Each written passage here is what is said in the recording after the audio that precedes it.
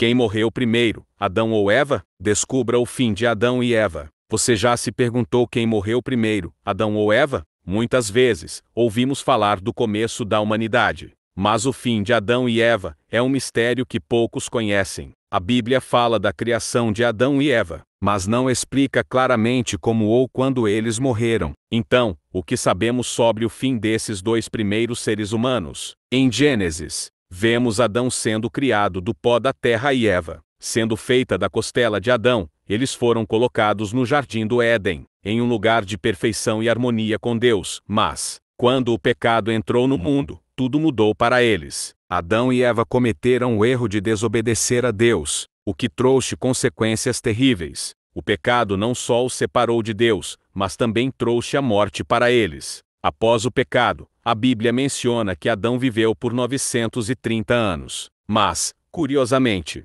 não há nenhuma menção explícita sobre a morte de Eva. Por que isso? Embora a Bíblia registre a morte de Adão, ela não descreve detalhadamente como ou quando Eva morreu. Isso gera um debate interessante. Será que Eva morreu primeiro ou foi Adão quem partiu primeiro? De acordo com a tradição judaica e algumas fontes extra-bíblicas, Adão foi o primeiro a morrer, tendo vivido 930 anos. Já Eva, de acordo com essas fontes, pode ter morrido pouco depois dele. Mas o que isso realmente significa? Será que Adão vivenciou as consequências do pecado por mais tempo? Ou a morte de Eva veio logo após a dele devido ao pecado original? Aqui, a Bíblia nos oferece mais perguntas do que respostas. O fim de Adão e Eva é um grande mistério. O que sabemos é que ambos viveram muitas gerações e viram a humanidade crescer. Mas suas mortes não são detalhadas no texto sagrado. A Bíblia se concentra em suas vidas no jardim do Éden e as consequências do pecado. Mas o fim de seus dias permanece um segredo.